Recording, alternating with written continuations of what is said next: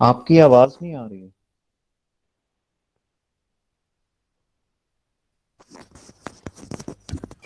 कोई भी आपकी आवाज व्यवस्था नहीं आ रही। बनाई जाए, ये रिकॉर्डिंग तो होनी आपको चाहिए। सभी को नमस्कार। एक बार पुनः मैं डॉक्टर सुरेंद्र पाठक, हमारे बीच में भगत प्रोफेसर जी, आशा शुक्ला हैं, जो ये रिकॉर्डिंग डॉक्टर बी आर होनी अम्बेडकर चाहिए। सामाजिक विज्ञान विश्वविद्यालय की कुलपति हैं, और उन्हीं के नेतृत्व में, मार्गदर्शन में, उनकी अनुमति से मध्यस्थ दर्शन से अस्तित्ववाद शोधपीठ की स्थापना डॉक्टर बी आर अम्बेडकर सामाजिक विज्ञान विश्वविद्यालय में की गई, जिसका प्रस्ताव श्रद्धेय बाबा ए नागराज जी की सुपुत्री डॉक्टर शारदा शर्मा के द्वारा प्रस्तुत किया गया था, और जिसमें सुनीता पाठक को उसमें मानद आचार्य के रूप में नियुक्त किया गया। इसका उद्घाटन माननीय कुलपति प्रोफेसर आशा शुक्ला जी के द्वारा संपन्न हुआ था, जिसमें मुख्य अतिथि के रूप में ट्रिपल आईटी हैदराबाद के फाउंडर डायरेक्टर और बीएचयू आईआईटी के डायरेक्टर प्रोफेसर राजीव सांगल और राकेश गुप्ता जी उसमें वक्ता के रूप में थे।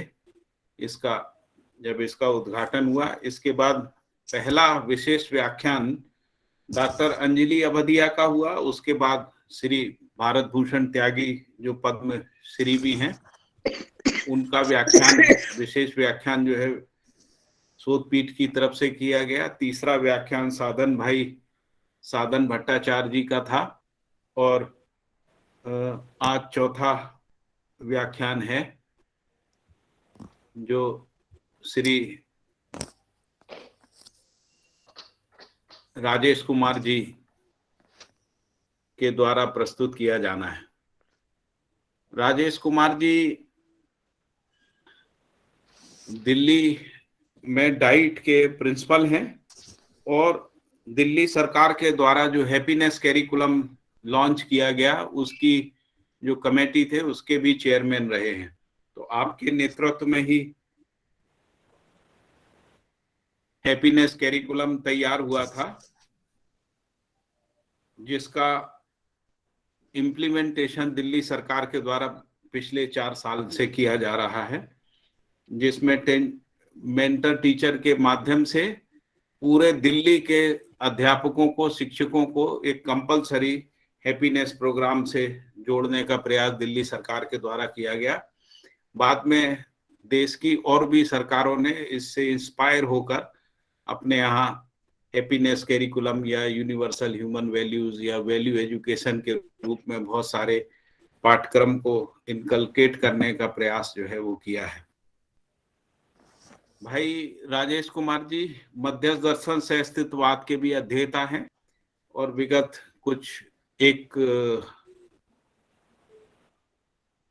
लगभग 7-8 साल से, मुझे लगता है 6-7 साल से लगातार वो शिविर कर रहे हैं, अध्ययन कर रहे हैं, मध्यस्थ दर्शन के वाङ्मयों का अध्ययन कर रहे हैं, और उनका इसमें मुख्य भूमिका रही। तो मैं सबसे पहले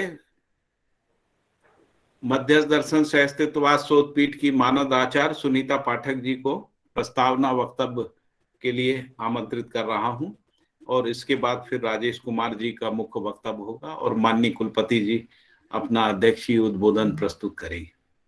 इस प्रकार से आज के कार्यक्रम की रूपरेखा है। मैं सबसे पहले सुनीता पाठक जी को प्रस्तावना वक्तव्य के लिए आमंत्रित कर रहा। नमस्कार सभी को। परम श्रद्धेय। आपकी आवाज नहीं आ रही। आवाज नहीं आ रही? अब आ रही है, ठीक। अच्छा, नमस्कार सभी को। परम श्रद्धेय दार्शनिकों में महान दार्शनिक श्री नागराज जी एवं अध्यात्म परंपराओं के महान ऋषि परम श्रद्धेय बाबा जी को मेरा प्रणाम। परम आदरणीय कुलपति महोदय, जिनके की सत्प्रयासों से आज मध्य दर्शन से अस्तित्ववाद शोध पीठ की स्थापना हुई है, उनको भी मेरा अभिवादन। आदिकाल से मानव जाति अपनी समस्याओं के समाधान के प्रयास में कबीला युग से वर्तमान राष्ट्र लोकतंत्र के युग तक उसने बहुत सारे प्रयास किए हैं समाधान को पाने के। लेकिन समाधान उपलब्ध नहीं हुआ। वर्तमान में मानव ने संवेदना से सुखी होने का प्रयास किया, लेकिन वो मानव के सुखी होने के लिए पूरा नहीं पड़ा, क्योंकि मानव सुखधर्मी है। मानव अब समाधान चाहता है। समाधान क्यों चाहता है? क्योंकि वो सुखी होना चाहता है।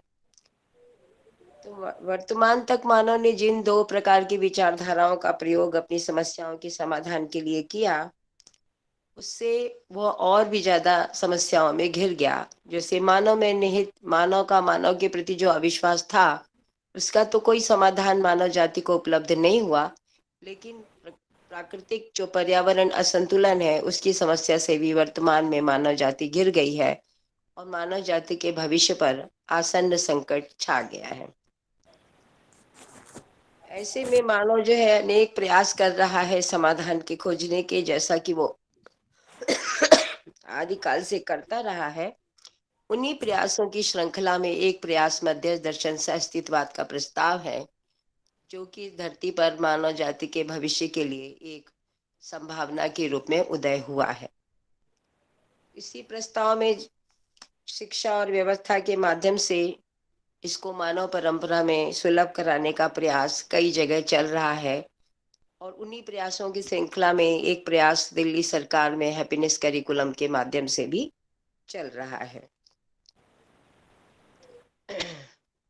मानव के ये सारे प्रयास इसलिए हैं कि मानव जो है सुख के मूल स्रोतों को समझ सके, वह मानव जो है व्यवस्था के रूप में अपने आप को प्रमाणित कर सके। अस्तित्व में हर इकाई व्यवस्था में है और समग्र व्यवस्था में भागीदारी करती है। मानव को छोड़ करके मानवेतर प्रकृति की हर एक इकाई अपने आप को समाधान पूर्वक और परस्पर पूरकता पूर्वक प्रकृति की व्यवस्था की इकाई के रूप में प्रमाणित करती है, लेकिन मानव ऐसा कर पाने में वर्तमान तक असफल रहा है, भले ही उसने विज्ञान के और विकास के बहुत सारे दावे कर लिए हैं। तो ये शिक्षा व्यवस्था यदि मानव को समाधान और समृद्धि के लक्ष्य को इंगित नहीं करा पाती है, तो ऐसी शिक्षा व्यवस्था पर पुनर्विचार की आवश्यकता है। और जिस तरह के प्रयोग दिल्ली सरकार में या पिछली बार हम लोगों ने मुनि इंटरनेशनल में जो प्रयोग चल रहे थे मध्य दर्शन के आधार पर, उनको समझे जाने की आवश्यकता है। और इस प्रकार के प्रयासों से धीरे धीरे मानव जाति जो है सुख के मूल स्रोतों को पहचान पाएगी और पूरी मानव परंपरा जागृत हो करके मानव जाति मानव के स्वरूप में अपने आप को अभिव्यक्त कर विभिन्न प्रकार के भेदभावों से मुक्त होकर के समानता के उन मापदंडों को पहचान पाएगी, जिनको पहचानने के लिए मानव जाति आदिकाल से प्रयत्नशील है। स्वतंत्रता, समानता और बंधुता अब ये केवल शब्द ही नहीं रहेंगे, बल्कि मध्य दर्शन के प्रस्ताव के माध्यम से मानव जाति इनके अर्थों को भी समझ पाने में सफल होगी और अपने को निरंतर सुखपूर्वक मानव परंपरा में नियंत्रण संतुलन को प्रमाणित कर अस्तित्व की व्यवस्था की एक इकाई के रूप में अपने आप को प्रमाणित करेगी। तो आइए आज हम सुनते हैं मध्य दर्शन के प्रस्ताव के आधार पर दिल्ली सरकार में। और राजेश जी का बहुत अभिनंदन कि उन्होंने मेरे आग्रह को स्वीकारा और ऐसे बहुत सारे छोटे छोटे प्रयास मिलकर के एक बड़ी धारा बनते हैं और मानव जाति को नई दिशा देते हैं। तो आपका भी बहुत अभिवादन। नमस्कार।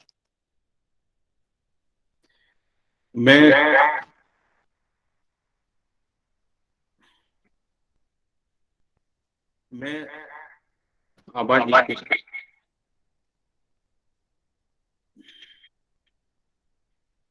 हेलो हेलो इको हो रही है आपकी आवाज?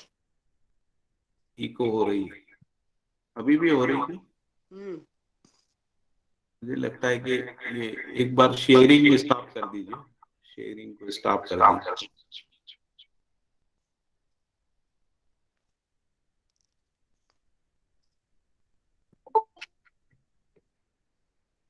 हेलो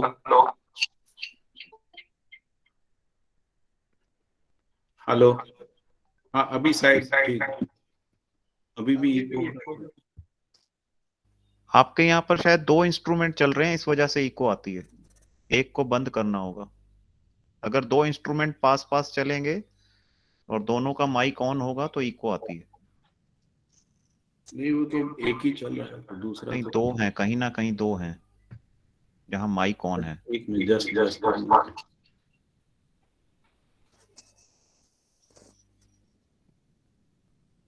अ,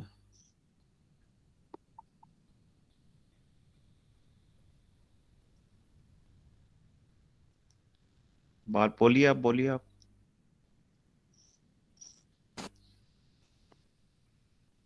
आप बोलिए। हेलो।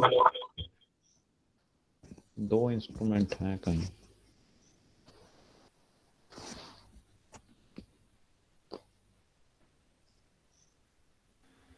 या मुझे एक, लगता है अभी ठीक हो गया होगा, है ना? नहीं, हाँ जी अभी ठीक है। हो हाँ सकता है दो फाइलें भी खुल जाती हैं तो भी होती है जी। हाँ, सॉरी। जी।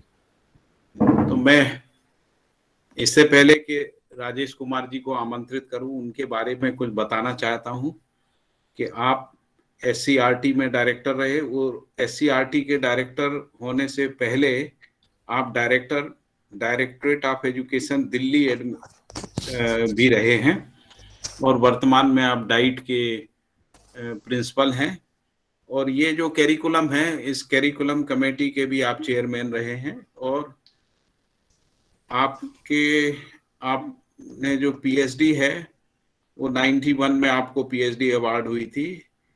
इसके अलावा आपने ढेर सारी किताबें जो है वो लिखी हैं, जैसा कि इनके प्रोफाइल में देखने पे पता लग रहा है कि लगभग 36 किताबें जो हैं वो आपके द्वारा लिखी गई हैं, और कुछ एडिटेड बुक भी हैं, जिसमें से 7 एडिटेड बुक हैं।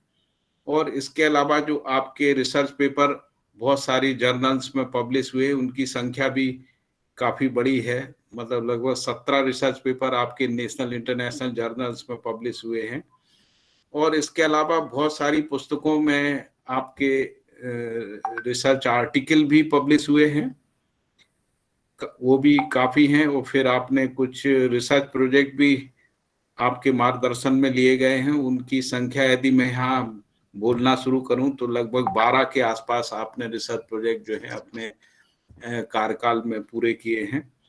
तो एक प्रकार से एक बहुत अच्छे अध्यापक के रूप में जिनको हम पहचान सकते हैं, जिन्होंने अपना पूरा जीवन अध्ययन, अध्यापन, शिक्षण, रिसर्च और पब्लिकेशंस में लगाया। और शायद इसी के कारण से दिल्ली सरकार ने उनको ये कैरिकुलम बनाने वाली जो कमेटी है उसका चेयरमैन बनाया होगा, ऐसा हम विश्वास कर सकते हैं। और आपके अंदर एक आध्यात्मिक प्रवृत्ति है, मतलब इस सब के अलावा शिक्षा से अलग हट के जो अनुसंधान करने की या स्वयं में खोजने की या अस्तित्व से जुड़े हुए प्रश्नों को खोजने की जो प्रवृत्ति है, वही प्रवृत्ति आपको मध्यस्थ दर्शन से अस्तित्ववाद की ओर लेके आई। और आपने उस फिलॉसफी को समझने में भी लगभग पिछले 5-6 साल जो है उसमें लगाए हैं।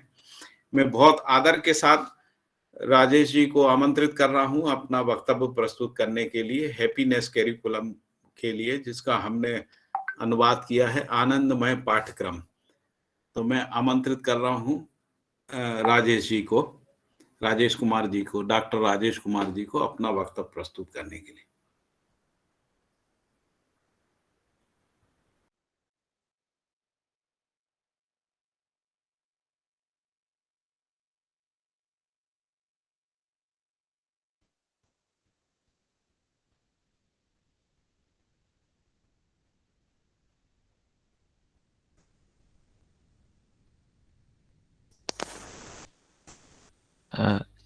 Is the screen available? जी जी, धन्यवाद। दिख रही है भैया। Thank you.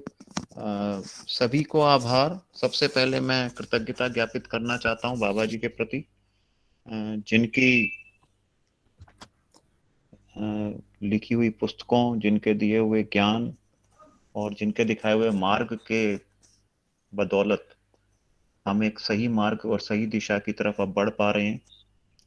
मैं आभार व्यक्त करना चाहता हूं पाठक जी आपका, सुनीता जी का, कि मुझे ये अवसर दिया कि हैप्पीनेस करिकुलम, जो कि पूरी तरह से मध्यस्थ दर्शन पर आधारित है, उस पर कुछ बिंदु मैं आप सबके सामने रख पाऊं।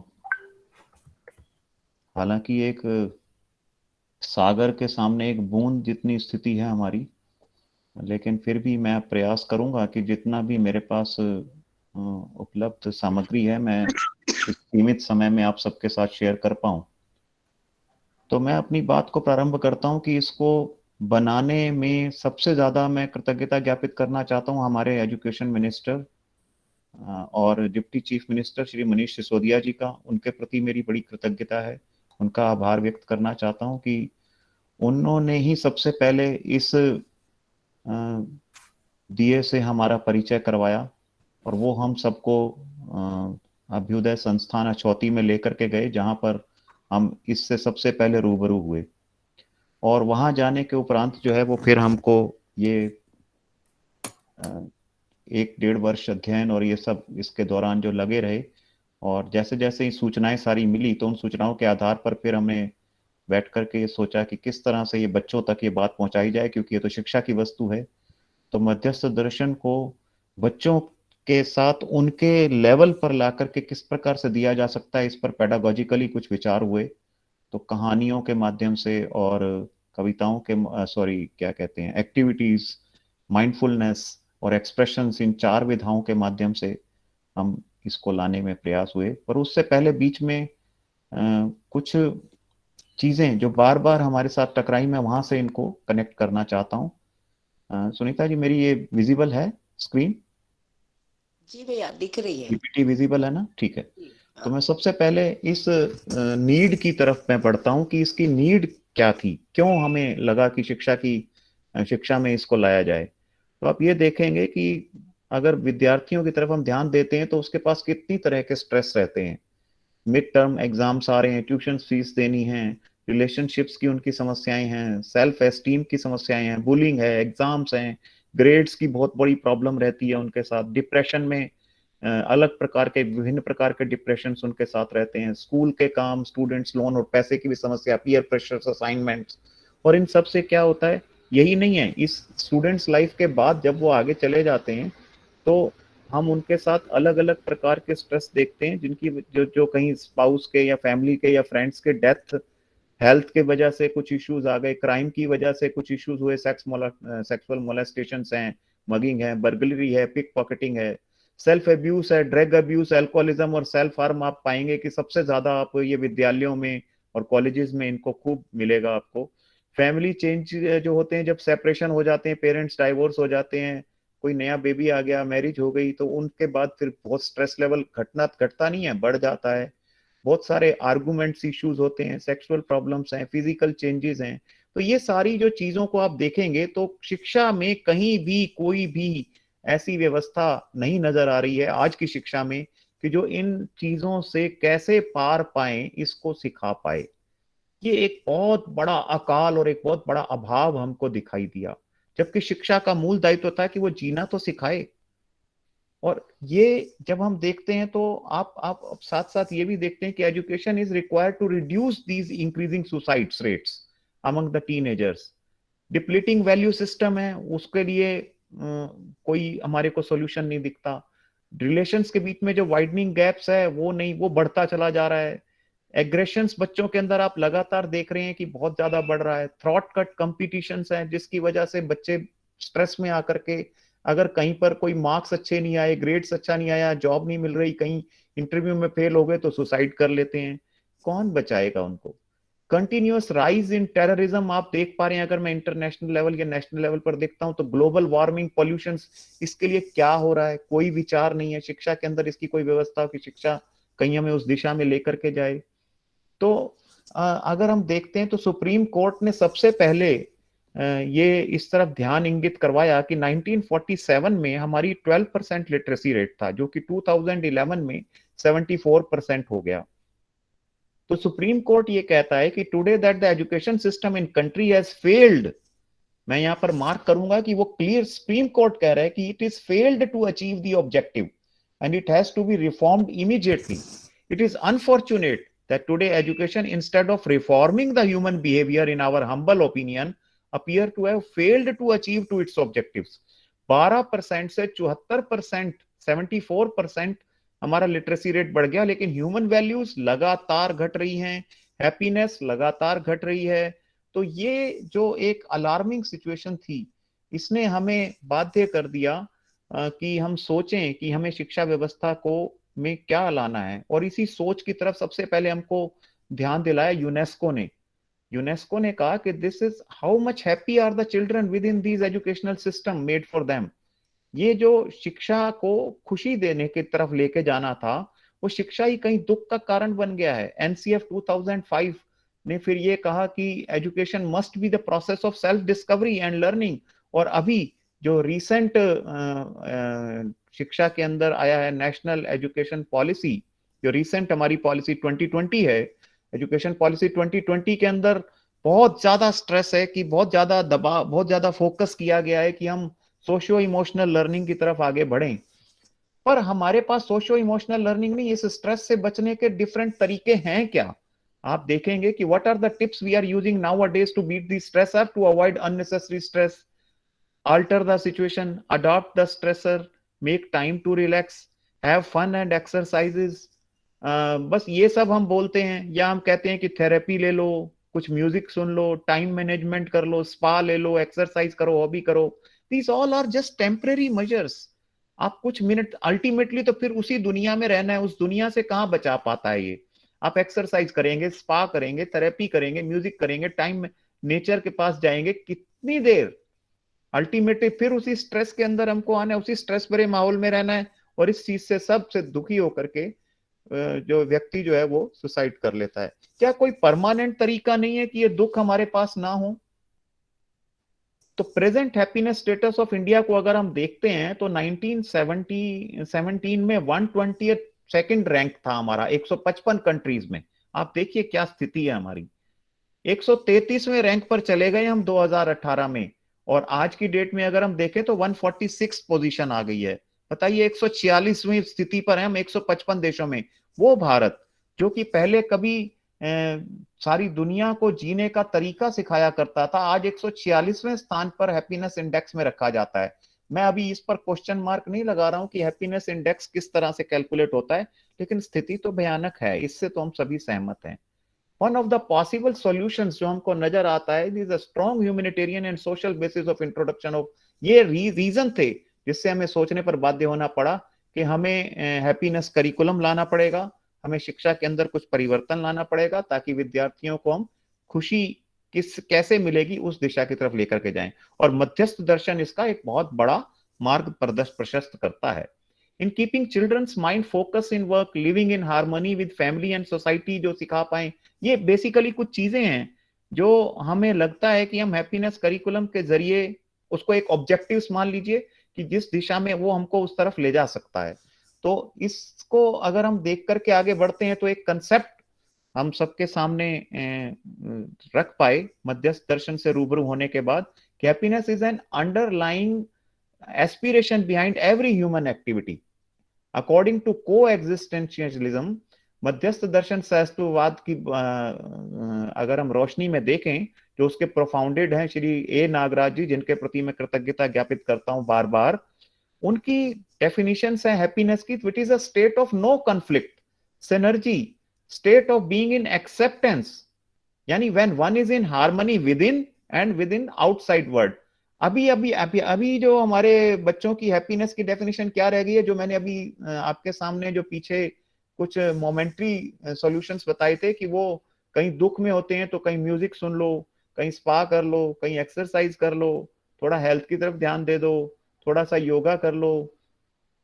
ये सब मोमेंट्री टेम्परेरी हैं, ये हैप्पीनेस का मार्ग नहीं है। बेसिकली हम उस स्थिति को हैप्पीनेस मांग रहे हैं। हैप्पीनेस की परिभाषा ही बदल गई है। हमने कहीं किसी ने जोक सुना दिया, हम थोड़ी देर के लिए खुश हो गए, हम थोड़ा सा हंस पड़े, तो हम खुशी की मोमेंट्स, थोड़े मोमेंट्स बोल सकते हैं, लेकिन हम जिस हैप्पीनेस की बात कर रहे हैं, हम उस हैप्पीनेस की बात कर रहे हैं यहाँ ए नागराज जी के संदर्भ में कि it is a state of no conflict energy, state of being acceptance, जहां हर समय व्यक्ति स्वीकृति भाव में जिए और स्वीकृति भाव से एक हार्मनी फील करे, वो अपने भीतर भी और इस पूरे आसपास के संसार के साथ भी। तो ये जो स्टेटमेंट थी, मैं एग्जैक्ट स्टेटमेंट को अगर लेता हूं तो एग्जैक्ट स्टेटमेंट इस तरह से कोट की जाती है, it is a state of no conflict, synergy, or a state of being in acceptance. As per him, when one is in harmony within and within the world outside, one experiences absence of struggle at all the moments or synergy and feels the need to make this state sustainable and continuous.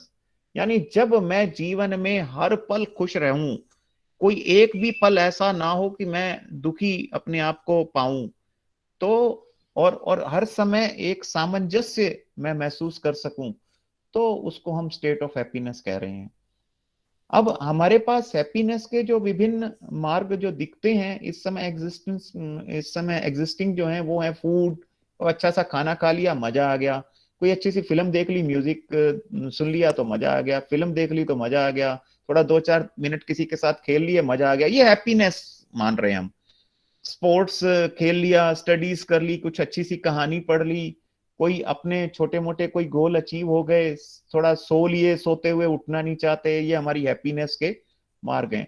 But question ये है कि क्या यही हमारी जिंदगी के गोल हैं, या यानी हम जिंदगी में यही सब पाना चाहते हैं, या इन सब के जरिए कुछ और पाना है।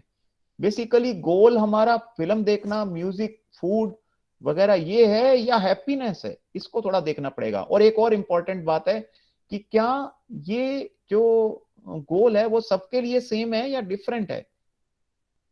एक्चुअली हम देखेंगे कि these all are just the mediums, but ultimate goal तो हम सबका देखो, किसी को म्यूजिक से खुशी मिलती है, किसी को खाने से खुशी मिलती है, बट अल्टीमेटली गोल तो खुशी है ना। तो वो खुशी पाने का माध्यम किसी का फूड हो सकता है, किसी का म्यूजिक हो सकता है, किसी का फिल्म हो सकता है, किसी का स्पोर्ट्स हो सकता है। और ये माध्यम जो मोमेंट्री है, तो खुशी भी मोमेंट्री मिलती है, पर आप अगर खुशी पाना चाहते हो तो मोमेंट्री पाना चाहते हो कि अल्टीमेट पाना चाहते हो। तो बेसिकली इन सब चीजों से मिलता क्या है, आपको मिलता है रिलैक्सेशन, आपको मिलता है एंजॉयमेंट, पीस, सेटिस्फैक्शन, कंटेनमेंट। ये बेसिकली गोल है, या गोल ही फिल्म या म्यूजिक या स्पोर्ट्स या फूड है। तो हमको अल्टीमेटली यहां से ये समझ में आता है कि ये सब जो है ये तो माध्यम है, और अल्टीमेट जो गोल है वो तो है enjoyment, peace, satisfaction, containment, relaxation. इसको हम और अगर शॉर्ट में बोलें तो वो, अगर मैं एक वर्ड में बोलूं तो उसे हमने कहा है हैप्पीनेस, जिसे मध्यस्थ दर्शन में कहा गया है सुख, शांति, संतोष, आनंद। धीरे धीरे धीरे धीरे ट्रैक आगे बढ़ता है, तो सुख से प्रारंभ होकर आनंद की स्थिति को पा पाना। तो ये जो स्थिति है कि हम सस्टेनेबल हैप्पीनेस को पा पाए, इसके लिए हमारी शिक्षा में क्या व्यवस्था है। तो एक तो हम सबसे पहले हैप्पीनेस को डिफाइन कर पाए कि ये हमारा मीडियम नहीं है, ये डिफरेंट सोर्सेज हमारे हैप्पीनेस के सोर्सेज हो सकते हैं, लेकिन हैप्पीनेस, सस्टेनेबल हैप्पीनेस देने की स्थिति कहां से मिलेगी, उसको हम कहीं पर अभी पाना है। तो मध्यस्थ दर्शन में एक बहुत इंपॉर्टेंट पॉइंट आया है कि all the efforts of human being, आप ये देख लीजिए, अभी जो हमने पीछे जो चर्चा की, उस चर्चा को मध्यस्थ दर्शन से हमको समझने में बहुत मदद मिली कि all the efforts of human being is for the happiness and happiness only. हम हर पल हर क्षण अगर कुछ भी करते हैं तो उसका पीछे गोल एक ही होता है। यहां से हमको रियलाइजेशन में मदद मिलती है कि गोल बेसिकली हैप्पीनेस ही है। तो यहां से हैप्पीनेस की डेफिनेशन हमारे सामने आ जाती है, और हम अच्छी तरह से इसको समझ पाते हैं। इधर it is a state of no conflict, no contradiction, moving from looking to being happy. केवल कुछ क्षण के लिए नहीं, कुछ केवल दिखना नहीं है, एक्चुअली भीतर से कहीं एक इनर स्टेट ऑफ फीलिंग है ये। तो एक जो अंदर से एक खुशी आए, अंदर से एक अच्छा होना है, अच्छा दिखना नहीं है, केवल मुंह पर कीप स्माइलिंग, केवल मुंह पर मुस्कुराहट लाने का नाम हैप्पीनेस नहीं है। भीतर से जो हृदय है वो भी मुस्कुराना चाहिए, और मुस्कुराता है तो उसे हम हैप्पीनेस कह रहे हैं। उस हैप्पीनेस को पाने की बात इस करिकुलम के माध्यम से करने की हुई है। Harmony with in and the world outside जब हो तो वो हैप्पीनेस है। Desire to make this state sustainable and continuous, and then very important point is कि lead to individual, communities, societies to thrive and flourish. ये भी है कि इसमें यानी अगर आपको देखना है कि भाई हम वास्तव में फ्लरिश कर रहे हैं, वास्तव में कहीं हमारी गति आगे बढ़ रही है, तो वो हैप्पीनेस होता है तभी बढ़ पाती है। हैप्पीनेस है तो वो आगे फ्लरिश कर पाता है व्यक्ति। हम इसको ऑब्जर्व कर पाए कि मध्यस्थ दर्शन में 3 तरह की बात आई है, रुचि मूलक आस्वादन, मूल्य मूलक आस्वादन और लक्ष्य मूलक आस्वादन। उसी आधार पर हैप्पीनेस को हमने एक ट्रायड के रूप में यहाँ पे रखा है कि that there first kind of happiness is the happiness which we receive through the senses, which is quite momentary, because senses की भी अपनी एक स्थिति होती है, सेंसेस कितनी देर साथ देते हैं। दूसरी बात यह कि उस सेंसेस से मिलने वाली जो वस्तु है, उस वस्तु का उपभोग शरीर ने करना है, तो शरीर की भी अपनी कुछ सीमाएं हैं कि उसकी आवश्यकता कितनी है। तो वो हमारी मन खुशी है, मेरी मन की आवश्यकता, और शरीर की आवश्यकता होती है बहुत सीमित। तो सीमित साधनों से असीमित खुशी को पाने का प्रयास कर रहे हैं हम, जो कि बहुत बड़ा गड़बड़ हो जाता है। तो मोमेंट्री होती है ये बहुत ज्यादा। मेरे को खाने में बहुत मजा आता है, ठीक है, अब खाने में आप रसगुल्ला बहुत अच्छा लगता है, तो ये रसगुल्ला कितनी देर तक खुशी देगा? कितने रसगुल्ले खाएंगे? रसगुल्लों से क्या आजीवन तृप्ति मिल सकती है? तृप्ति बिंदु रसगुल्ले नहीं दे पाएंगे। तो सेंसरी ऑर्गन से आप असीमित सुख नहीं ले पाएंगे।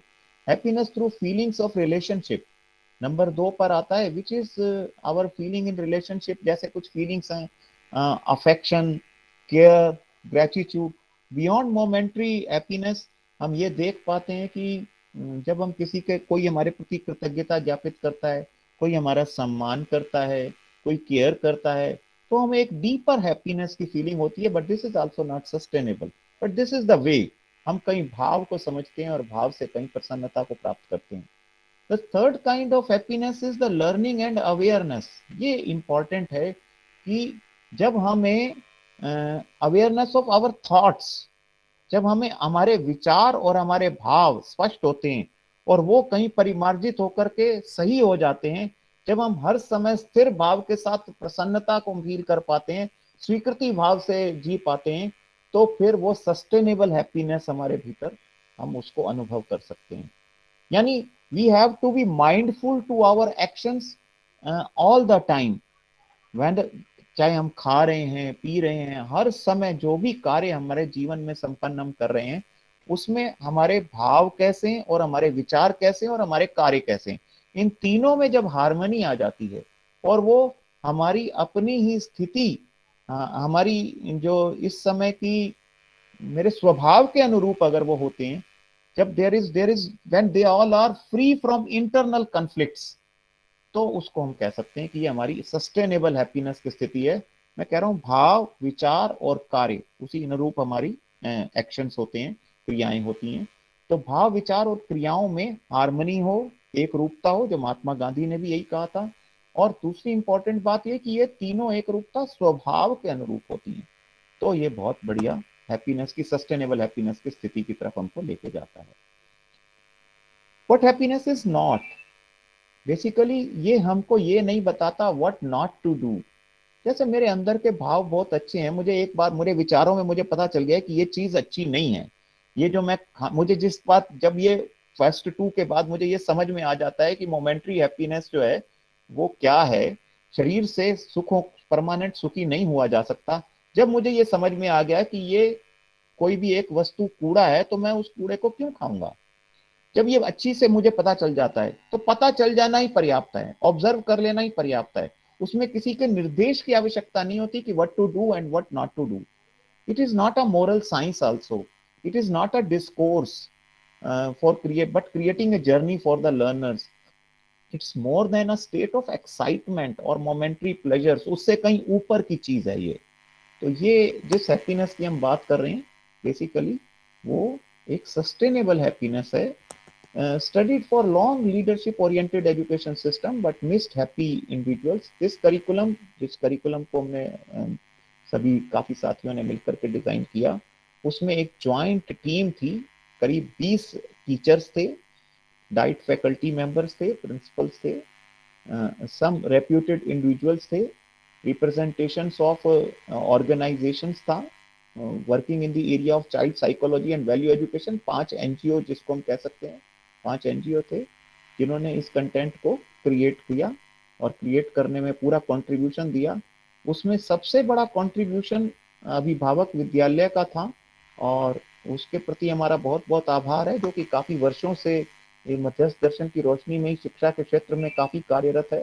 वहां पर जो की जाने वाली गतिविधियों को भी हमने इसमें समाहित किया। तो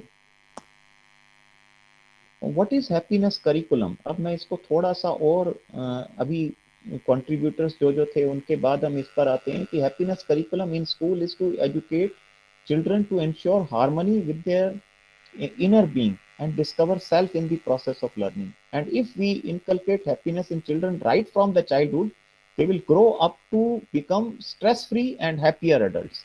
This curriculum is just a stepping stone towards establishing a better, positive and vibrant society with happy individuals. It creates an environment in class that becomes the environment within. It is not about rejecting anything, rather it is एक गलतियों को बताने का एक कार्य नहीं है, बल्कि प्लेस करना है सही वस्तु को, ये ज्यादा इम्पोर्टेंट है। तो इसको ध्यान में रखते हुए जो अप्रोच बनाई गई वो ये थी कि 35 मिनट का एक पीरियड होगा क्लास 1 से 8 8वीं कक्षा तक, और वीकली स्ट्रक्चर बनाया गया इसका। डेली माइंडफुलनेस प्रैक्टिस थी। माइंडफुलनेस मीन्स यहाँ पर ध्यान देना है, जो अभी मैंने कहा कि ये ध्यान देने वाला बात है कि मेरे भाव कैसे हैं, मेरे विचार कैसे हैं। नॉन फॉर्मल असेसमेंट है, कोई असेसमेंट नहीं है। स्केल की बात करें तो 1024 विद्यालयों में कक्षा 1 से 8 के सभी विद्यार्थियों के लिए ये लागू हुआ। 1 मिलियन स्टूडेंट्स डेली इसको प्रैक्टिस करते रहे। लगभग 20,000 से अधिक अध्यापकों को ट्रेन किया गया और प्रोजेक्ट किया गया, जो अभी भी इसको पढ़ा रहे हैं। इस स्केल में ये कार्य को आगे बढ़ाया गया। इसके बाद एडवांटेजेस इसके बहुत सारे हैं। Child will get aware of his unlimited potential, जो मैंने अभी बताया वो सारे हैं। एक्सप्लोर, एक्सपीरियंस और एक्सप्रेस, ये 3 एक अपॉर्चुनिटीज थी जो कि विद्यार्थी को प्रदान की गई टोटल सभी पेडागोजीज में, कि वो पहले एक्सप्लोर करें, फिर एक्सपीरियंस करें और फिर एक्सप्रेस करें। Expression is very very important. तो ये इसके कुछ एडवांटेजेस हैं। इसके बाद हम आते हैं कि constant reflection will enhance child's capacity. Now children will live with values, actual transformation. Students will become more aware towards relations. अभी हमने जो चर्चा की थी, सो अल्टीमेट एम ऑफ एजुकेशन, जो हमको लगता था कि एक विद्यार्थी अपने गोल को अचीव कर पाए, तो हमें ये लगता है कि हैप्पीनेस करिकुलम के जरिए हम विद्यार्थियों को बढ़ता हुआ देख रहे हैं। और ये अब तो 4 साल के बाद हम इसको कह सकते हैं कि वो वास्तव में उस दिशा में, जिस दिशा को हमने परिकल्पना की थी, उस परिकल्पना को पाने की तरफ बढ़ रहे हैं। क्योंकि विद्यार्थी काफी माइंडफुल हो रहे हैं, अटेंटिव हो रहे हैं, they are developing active listening to the teachers, उनकी डिसिप्लिन प्रॉब्लम्स काफी हल हुई हैं, क्रिटिकली थिंक करना शुरू किया है विद्यार्थियों ने, they are reflecting in a much better way with more confidence, reflect with their own thoughts and behaviors, कोई रटी रटाई भाषा नहीं बोलते हैं, they make choices better, यानी ये चुनूं कि ये चुनूं, ये जो एक डायलेमा की सिचुएशंस जब भी आती है तो सिचुएशंस में वो एक काफी इफेक्टिव शो हो रहे हैं। Can think critically without accepting existing assumptions, जानना मानना का जो इशू है तो मानते नहीं, जान करके बातों को करते हैं, जानने की तरफ ज्यादा ध्यान जा रहा है। Strengthen social emotional skills, demonstrate empathy in a better position to cope and stress with anxiety, it's more, they are more confident now. तो ये हम उसको देख पा रहे हैं। Happiness class introduced in Delhi government schools in July 18, और इसमें 4 मेजर, मैंने जैसे बताया कि 4 मेजर तरीके से इसको लगाया गया। एक mindfulness activities, inspirational stories and reflections, activities and discussions and expressions. ये चारों विधाओं से हमने डिफरेंट कंटेंट को, जो मध्यस्थ दर्शन का कंटेंट है उसको देने का प्रयास हुआ है। माइंडफुलनेस पर अगर मैं सबसे पहले बात करता हूं तो माइंडफुलनेस क्या है? Students to learn pay full attention to whatever they are doing, जो भी वो कर रहे हैं, क्या कर रहे हैं। समटाइम्स हम भेड़ चाल चलते चले जाते हैं, तो पता तो चले कि मैं कर क्या रहा हूं। मैं खा रहा हूं तो मेरा खाने पे ध्यान हो, मैं चल रहा हूं तो चलने पे ध्यान हो।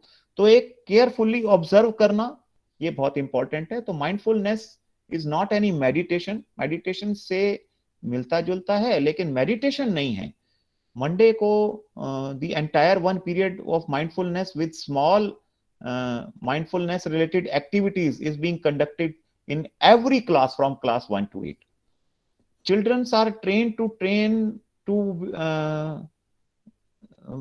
avoid analyzing, मतलब अपने thoughts को self एनालाइज करना, अपने भावों को, अपने विचारों को देखना और करंट मोमेंट्स में फोकस कर पाना, ये एक बहुत इंपॉर्टेंट एस्पेक्ट है जो कि इसके अंदर माइंडफुलनेस के अंदर हम दिखाने, प्रैक्टिस कराने का प्रयास कर रहे हैं। इसमें आप ये देखेंगे कि हमारे को अगर हम कभी दिमाग में कभी जब देखते हैं, ऑब्जर्व करते हैं कि कौन कितने, तो आप देखेंगे कि बहुत सारी जगह पर दिमाग चल रहा होता है। पर और अगर एक सिस्टम में भी एक कंप्यूटर हमारे सामने पड़ा है, हमारा मोबाइल सामने पड़ा है, अगर उसमें हम 25 फाइलें एक साथ खोल देंगे तो बेचारा हैंग हो जाएगा। ये स्थिति हमारे दिमाग की हो जाती है। तो sometimes we have to give him rest, कि एक ही विचार को, जो विचार चल रहा है उसी को केवल एक कॉन्शियसली देखते रहिए और कोई डेलिबरेटली कोई विचार लाने की कोशिश मत करिए। तो इस तरह की चीजें हैं। Mindfulness is paying attention in a particular way on purpose in the present moment, non judgmentally. कोई किसी तरह का कोई जजमेंट नहीं देना, ये सही विचार है, ये सही गलत गलत, गलत सही भाव है या गलत भाव है। तो भावों को या विचारों को देखना है, देखना ही पर्याप्त है, कोई एक्शन लेने की आवश्यकता नहीं है। इससे जो हमें अचीवमेंट्स मिल रही हैं कि developing sustained attention, improving emotional stability, decreasing hyper activity, increasing empathy, decreasing anger, ये सब जो है ये हमको इसके आउटपुट नजर आए हैं। और हम ये देख पाए कि मानव अपने भाव और विचारों से ही सुखी या दुखी होता है। तो इन भावों और विचारों को देखना ही पर्याप्त है, क्योंकि जब हमारे को ये समझ में आ जाता है कि ये भाव गलत है, मैं अपने ही भावों को जब देख पाता हूं कि इस व्यक्ति के प्रति मेरे भाव अच्छे नहीं है, मेरे विचार अच्छे नहीं है, तो फिर मैं जानबूझकर उसको ढो करके नहीं रखता हूं। जब मुझे पता है कि ये वस्तु मेरे लिए अच्छी नहीं है और मेरे को अच्छी तरह से जब समझ में बैठ जाती है, तो फिर मैं अपने आप उसे छोड़ने के लिए प्रयत्नरत हो जाता हूं। उसको छोड़ने की कोशिश करने की आवश्यकता नहीं होती है, उसको ढोने की आवश्यकता नहीं है। तो self can be understood in the classroom.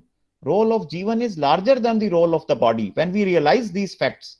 तो उसके बाद फिर माइंडफुलनेस में इन सब चीजों से बहुत असर पड़ता है। तो थॉट्स की परिमार्जन का कार्य जो है वो स्टोरी, एक्टिविटी और रिफ्लेक्शन में होता है, और ऑब्जर्वेशन का कार्य जो है वो माइंडफुलनेस में होता है। तो इसलिए mindfulness is also very very important activity. मैं कुछ तरह की माइंडफुलनेस स्टार्ट कहां से होती है, तो we start with the mindful breathing, then listening, then seeing, eating, walking and thoughts, और फिर भाव और विचार पर हम इसको धीरे धीरे रेस करते चले जाते हैं। But it starts with the breathing, कि सबसे पहले फोकस करना तो आए विद्यार्थी को, वो देखना तो शुरू करे। तो फ्रॉम नर्सरी केजी के बच्चों से लेकर के और डेली आप देखेंगे नर्सरी केजी में तो मंडे और थर्सडे को 20 मिनट्स इस पर फोकस कराया जाता है। बच्चे इसको थोड़ा जल्दी सीख लेते हैं। हायर लेवल पर क्लीन स्लेट पर कुछ भी लिखा जा सकता है। जब स्लेट पर कुछ लिख दिया जाता है तो फिर उसको मिटा करके दोबारा कुछ लिखना होता है। तो इसलिए बच्चों के साथ कार्य करना कहीं ज्यादा सरल हो रहा है। तो मंडे एंड थर्सडे को हम देखेंगे कि क्लास 1 और 2 के लिए 30 मिनट्स का पीरियड रहता है। क्लास 3 से 8 के लिए हर एवरी मंडे 30 मिनट्स का पीरियड रहता है। वैसे हर क्लास जो है वो 2-3 मिनट की ब्रीदिंग या साइलेंट सिटिंग से प्रारंभ होती है, जिसमें विचारों की तरफ ध्यान शुरू हो जाता है।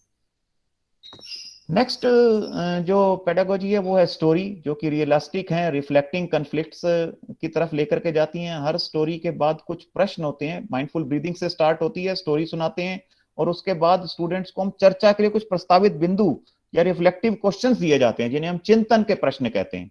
और उन प्रश्नों पर प्रयास ये रहता है कि हर विद्यार्थी जो है वो उस पर कुछ ना कुछ अपने रिएक्शन जरूर दे। तो वो विद्यार्थी से प्रश्न जो पूछे गए हैं, वो प्रश्नों का जो रिफ्लेक्शन है वो ज्यादा इंपॉर्टेंट है, कि विद्यार्थी उस परिस्थिति में अपनी किस तरह से जवाब देता है। ये रिफ्लेक्शन पेडागोजी सबसे ज्यादा इंपॉर्टेंट है यहाँ पर। वो एक्टिविटीज में भी है और स्टोरीज में भी है। तो कहानी सुनाकर हम रिफ्लेक्शन लेते हैं, या फिर जो है वो एक्टिविटी करवाने के बाद रिफ्लेक्शन लेते हैं। लेकिन रिफ्लेक्शन इस तरह का होता है कि यदि आप इस स्थिति में होते तो आपका व्यवहार कैसे होता। इसलिए इसका कोई भी उत्तर गलत नहीं होता। इसलिए जो भी विद्यार्थी ने उत्तर दिया वो स्वीकार्य होता है। These stories are of 2 to 3 minutes, not more than that. वो ज्यादा बड़ी लंबी स्टोरीज नहीं है, बहुत छोटी छोटी स्टोरीज हैं। Content of the stories is not so important, but the intent is very very important. So all stories are realistic, no animals, कोई hypothetical situation नहीं है कि पेड़ के ऊपर चॉकलेट लगी हुई थी, ऐसा नहीं है सिचुएशंस यहाँ पर कि मछली और बंदर में आपस में बातचीत हो रही है। It is a realistic stories. No preaching during these stories, no ideal yardsticks to be given to the children. These are short stories depicting the mindset of an average person in a special situation.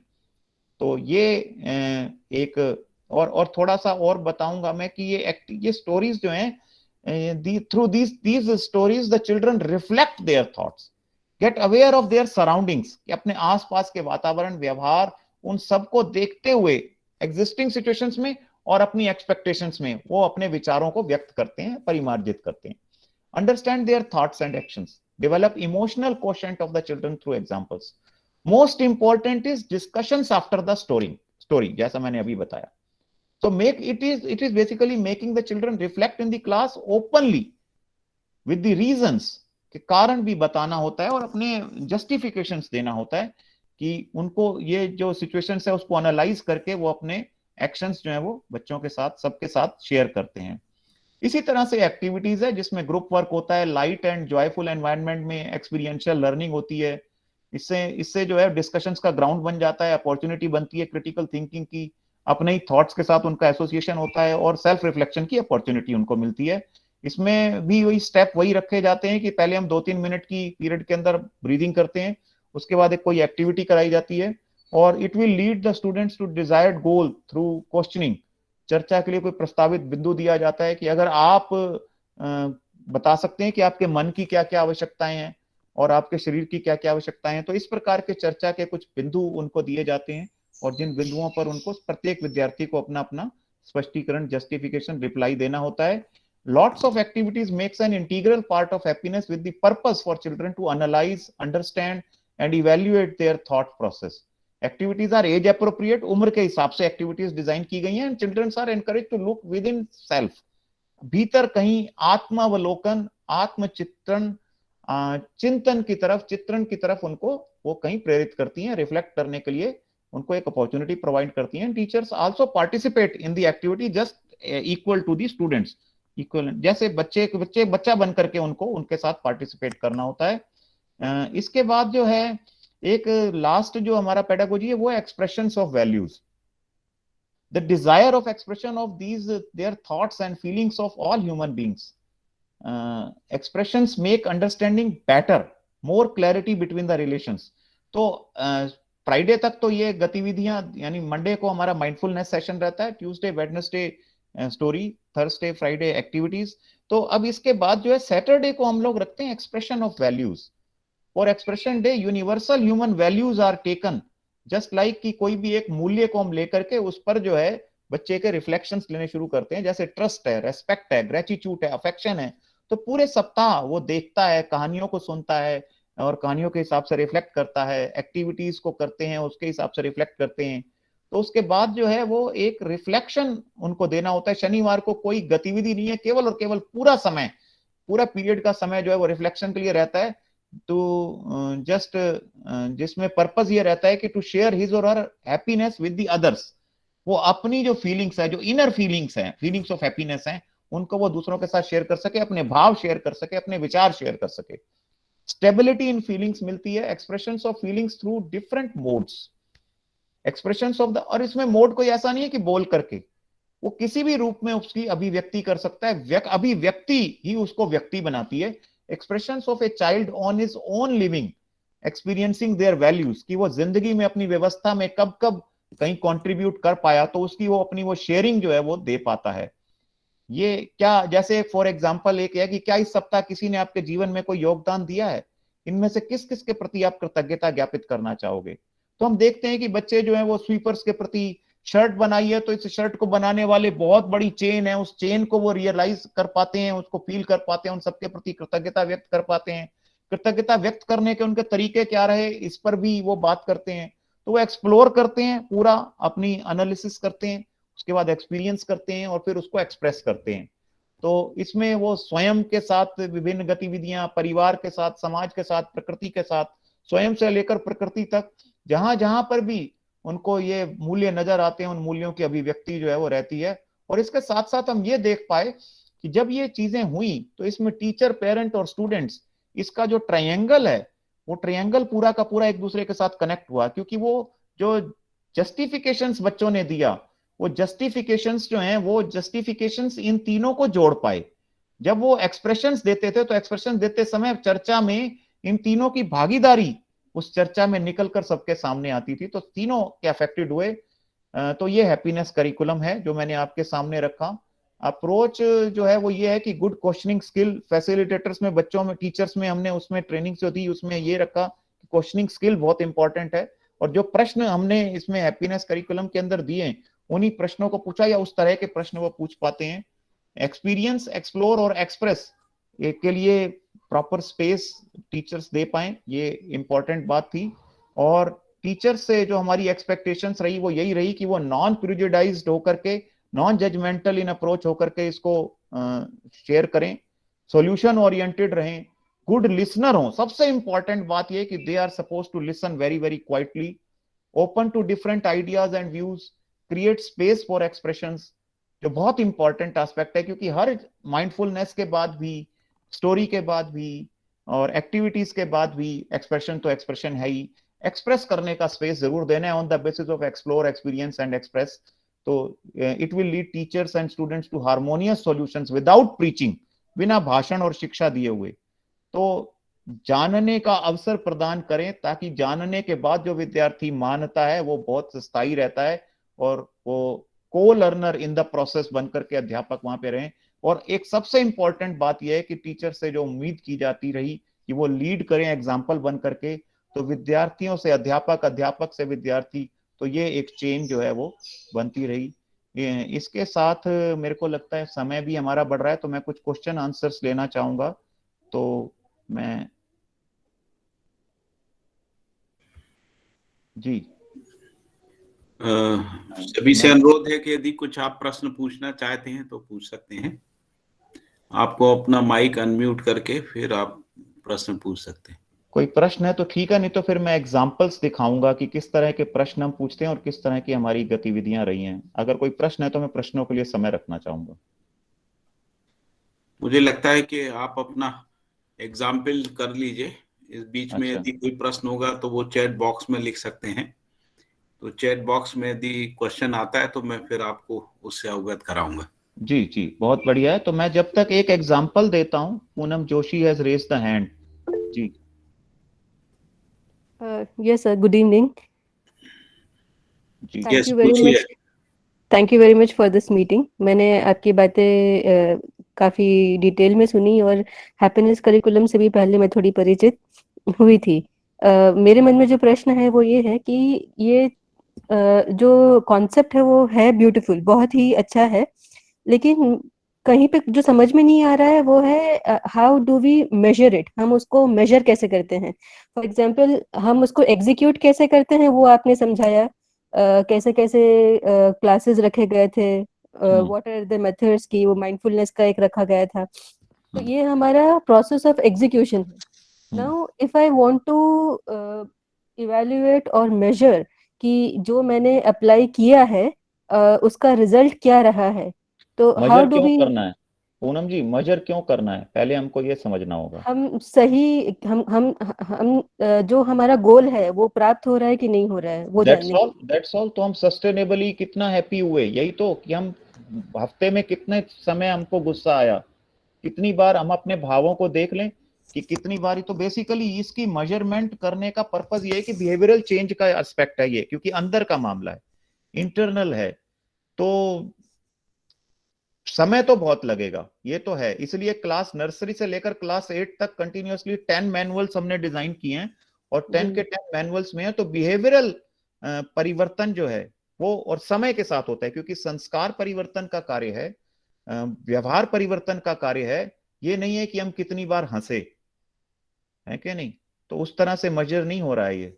इसलिए measuring करना नहीं है, व्यवहारिक परिवर्तन को अगर हम देख पाते हैं वो हमको दिखता है, और ऑब्जर्वेशंस दूसरे से भी ज्यादा खुद के भीतर होती है। तो ये जी जी, इंपॉर्टेंट एस्पेक्ट है हमारे गोल को पाना। हम लोग मीडियम पर ही फंस जाते हैं तो फिर दिक्कत हो जाती है। जी पूनम जी।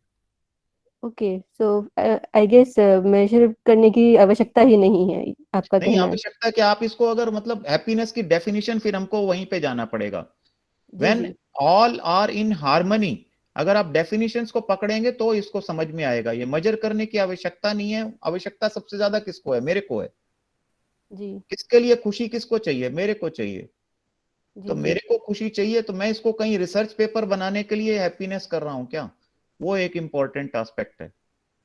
तो हैप्पीनेस का मेजरमेंट बिल्कुल अपने भीतर के व्यवहार के जितने भी आपके टूल्स हैं, व्यवहार परिवर्तित हो रहा है कि नहीं हो रहा, वो सब अप्लाई होंगे। स्वयं मूल्यांकन और परस्परता में मूल्यांकन विधि है। बिल्कुल। मुझे लगता है कि अगला कोई प्रश्न हो तो उस पे आ जाते हैं, नहीं तो आप जो उदाहरण देना चाहते हैं उस पे आगे जा सकते हैं। Is there any question? So please continue. हाँ, डॉक्टर राजेश कुमार जी, कितना समय है सर मेरे पास अभी? आप आराम से 15 मिनट ले सकते हैं। और ठीक है, तो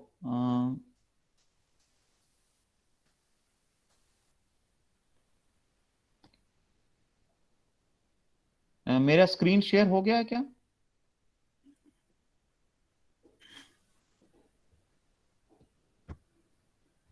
स्क्रीन आ रहा है? नहीं, स्क्रीन यस सर, आ रहा है। यस सर, शो हो रही। ओके,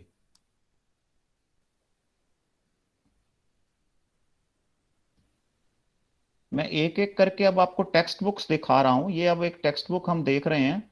इस समय हमारे सामने टेक्स्ट बुक है, 8th क्लास की टेक्स्ट बुक मैं आपके सामने रख रहा हूं। टीचर्स हैंडबुक, हमने टीचर्स हैंडबुक डिजाइन किया है, जो कि सर स्क्रीन शो नहीं हो रही आपकी। अभी देखिए, मेरे पास तो शेयर आ रहा है। नो सर, नहीं आ रहा है? केवल Yes, sir, स्क्रीन show दिख हो रही रही है। हेलो? स्क्रीन तो दिख रही है सर, पर उसमें टेक्स्ट बुक सर नहीं। आपकी पीपीटी नहीं दिख रही है, आपकी पीपीटी नहीं दिख रही है, स्क्रीन शो हो रहा है पर। ओके, तो मेरे को लगता है दूसरा रास्ता अपनाना। पीपीटी शो हो रही है? सर पीपीटी शो नहीं हो रही है, आपकी स्क्रीन शो दिख रही है।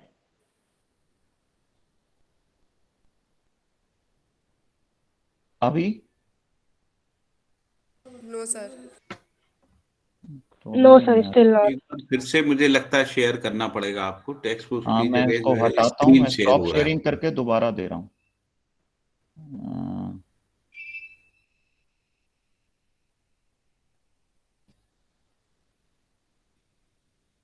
आप देखिएगा, is it okay? Yes sir. Now yes it sir, is yes okay. Sir. Yes. अब आ गई होगी। हाँ जी, तो सबसे पहले ये देखिए, मैं क्लास 8 की बुक से स्टार्ट करता हूँ। तो ये टीचर्स हैंडबुक है, edudel.nic.in पर ये इजीली अवेलेबल है। कोई भी इसको डाउनलोड कर सकता है, और कोई भी पूरे वर्ल्ड के अंदर सबके लिए ये एक्सेसिबल है।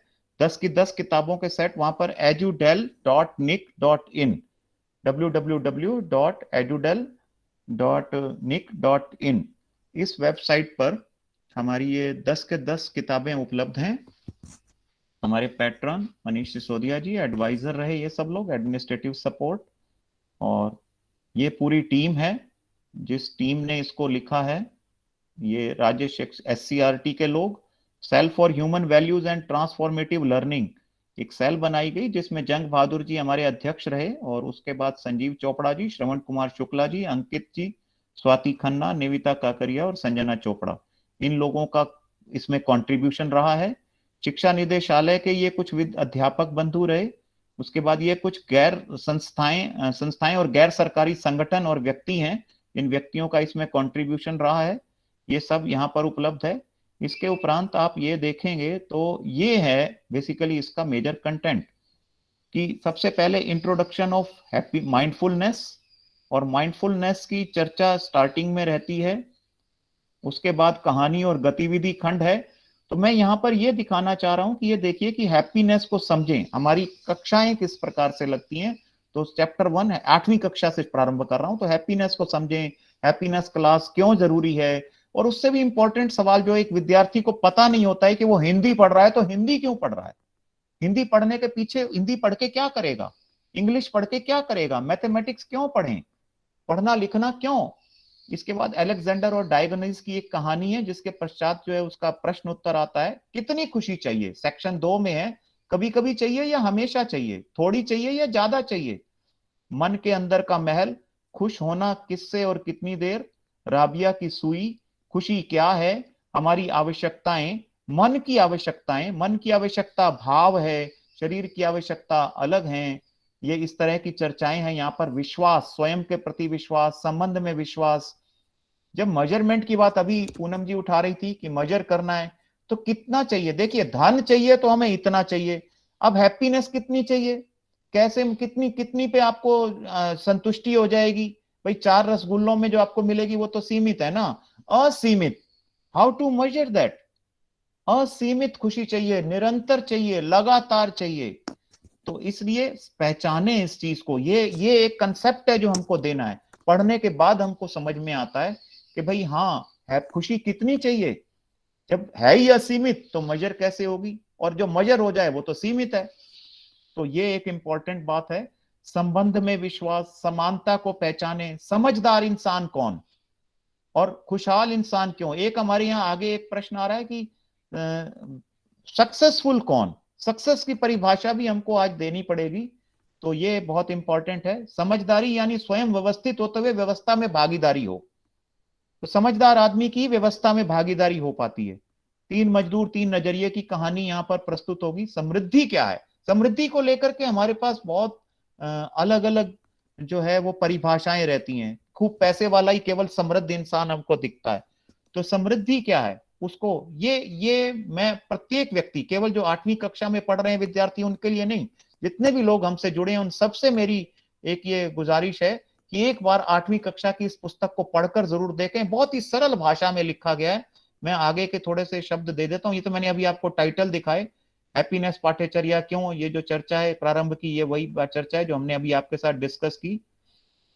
इसके बाद मैं सीधे चैप्टर पर आता हूं। एक चैप्टर आपके साथ शेयर करते हैं। शुरू में तो ये माइंडफुलनेस की हैं चैप्टर्स, और अगर हम नीचे आते हैं तो आप देखेंगे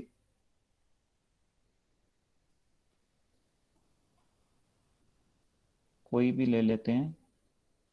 माता पिता पुत्र पुत्री संबंध को पहचानना, परिवार में संबंध किस प्रकार से रहते हैं। अब आप देखिए प्रश्न किस प्रकार से हैं। अब ये प्रश्न इस तरह से रहते हैं कि अपने गली मोहल्ले में मिलजुल कर किए गए कार्यों को साझा करें। आप विद्यालय में किस प्रकार मिलजुल कर कार्य करते हैं और कार्य करने में सफल होते हैं।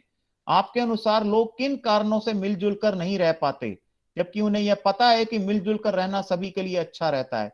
इस प्रकार के प्रश्नों की डिजाइनिंग में हमने बहुत मेहनत की है कि प्रश्न इस प्रकार के बनाए गए हैं कि इन प्रश्नों का कोई भी उत्तर स्वीकार्य होगा। इसलिए विद्यार्थियों में कॉन्फिडेंस की वृद्धि होती है। ये चर्चा के प्रश्न है कि परिवार कब टूटते हैं, जब पैसा नहीं होता या जब आपस में एकता नहीं होती। ये प्रश्न हर एक विद्यार्थी को एक्सप्रेशन देने के बाद जागरूक बना देगा। इस प्रश्न पर हम विचार करने के लिए उसको प्रेरित करना चाहते हैं। हम उसे कोई भाषण नहीं देना चाहते, कोई भी भाषण नहीं है। इससे ऊपर एक कहानी है कि एक व्यक्ति के 4 बेटे थे, वो आपस में खूब झगड़ा करते थे। वह व्यक्ति उन्हें बहुत समझाता था परंतु वो कुछ नहीं समझते। जब बातों के द्वारा वह अपने बच्चों को झगड़ों को रोकने में सफल नहीं रहा तो उसने कुछ प्रयोग करके इसका समाधान करने का निर्णय किया। एक दिन उसने अपने बेटों से कहा कि उसे लकड़ियों का एक बंडल ला करके दे। जब उन्होंने ऐसा किया तो उसने उनमें से प्रत्येक के हाथों से वह बंडल लेकर उसे तोड़ने के लिए कहा। उन्होंने अपनी पूरी ताकत से कोशिश की लेकिन वो सफल नहीं हो सके। अब उसने बंडल को खोला और एक एक करके लकड़ियों को अलग अलग कर दिया। अब फिर बेटों के हाथ में देकर उसे तोड़ने के लिए कहा। इस बार उन्होंने फटाफट तोड़ दिया। अब वह व्यक्ति अपने बेटों से बोला, यदि तुम मिलजुल कर रहोगे और एक दूसरे की सहायता करने के लिए एकजुट रहोगे तो विपत्ति में भी तुम इस बंडल की तरह मजबूत रहोगे, परंतु यदि तुम आपस में बटे रहोगे तो तुम टूट सकते हो और कोई तुम्हें नुकसान भी पहुंचा सकता है।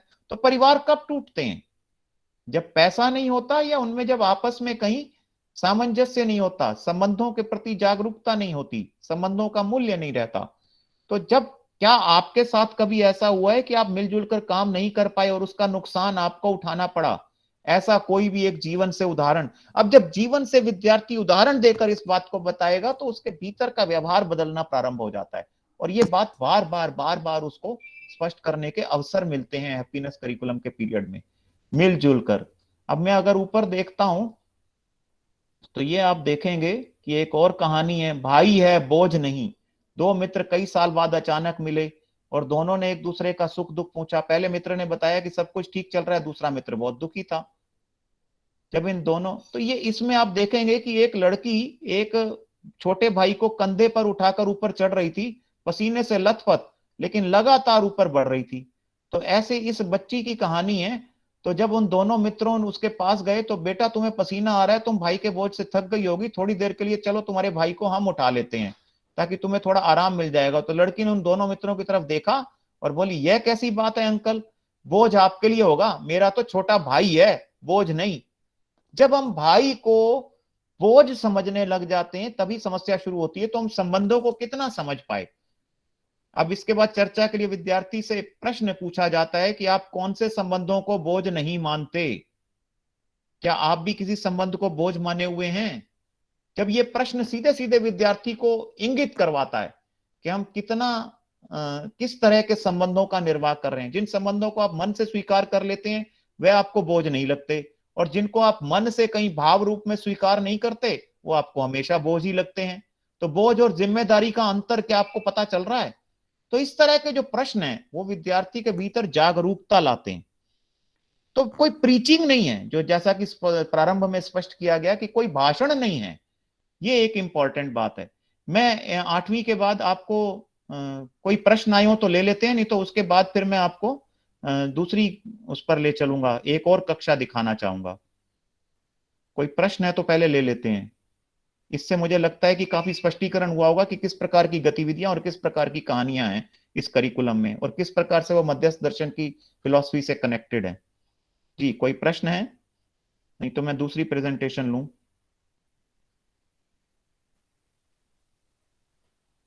कोई प्रश्न हो तो बीच में हाथ उठा सकते हैं, मैं आगे बढ़ जाता हूं। इसी तरह से हमारा एक और पुस्तक मैं लेता हूं,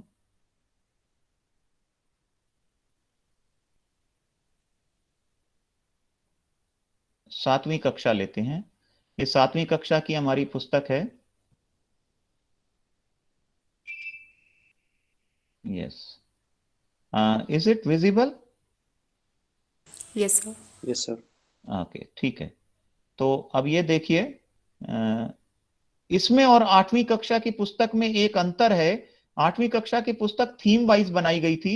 इस पुस्तक में हमने कहानियां एक तरफ और गतिविधियों को एक तरफ रखा है। जैसे मैं इसका स्टार्टिंग का इंडेक्स आपके साथ शेयर करता हूं। ये माइंडफुलनेस सेक्शन है, पहले पेज 12 से लेकर के शिक्षकों के लिए दिशा निर्देश के उपरांत, और उसमें 20 सत्र हैं।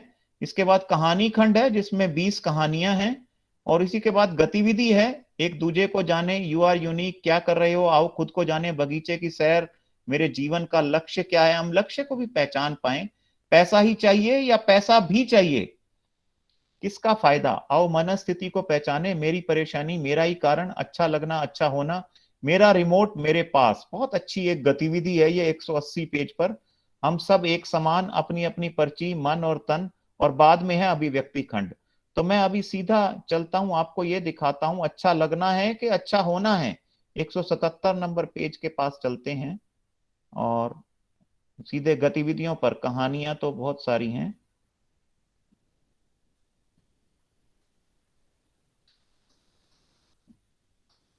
ये 180 आ गया। हाँ जी, मेरा रिमोट मेरे पास।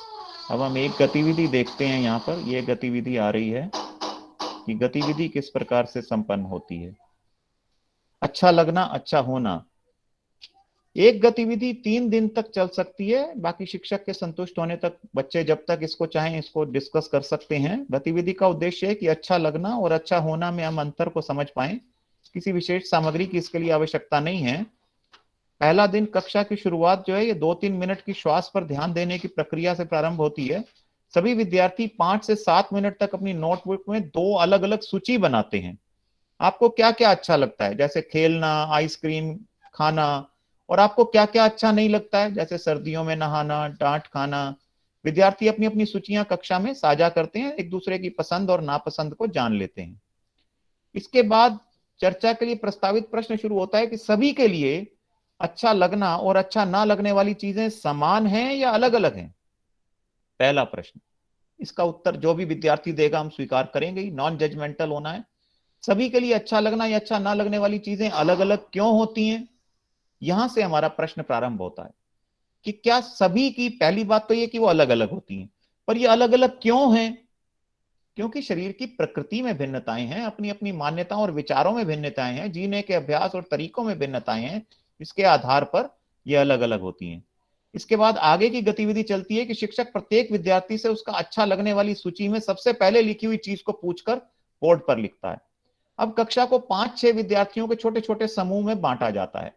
प्रत्येक समूह को चर्चा करके बोर्ड पर लिखी चीजों को 2 भागों में बांटने के लिए करते हैं कि एक तरफ तो एक में तो आप लिखें कि अच्छा लगने वाली चीजें कौन कौन सी हैं, जैसे स्वादिष्ट खाना है, नाचना है, गाना है, आइसक्रीम, चेयर, ये अच्छा लगना है। और अच्छा होना, एक्चुअली अच्छी कौन सी चीजें हैं, पौष्टिक खाना, चीजों को संभाल के रखना, विश्वास पाना, सम्मान पाना, स्नेह, दोस्ती, श्रम पूर्वक चीजें उत्पादित करना, सफाई रखना, पेड़ लगाना। ठीक है, जो समूह पहले वर्गीकरण करता है उसे बोर्ड पर लिखने का मौका दे सकते हैं। समूह ने किसी चीज को सही वर्गीकृत नहीं किया तो अन्य समूह उसको ठीक कर सकते हैं।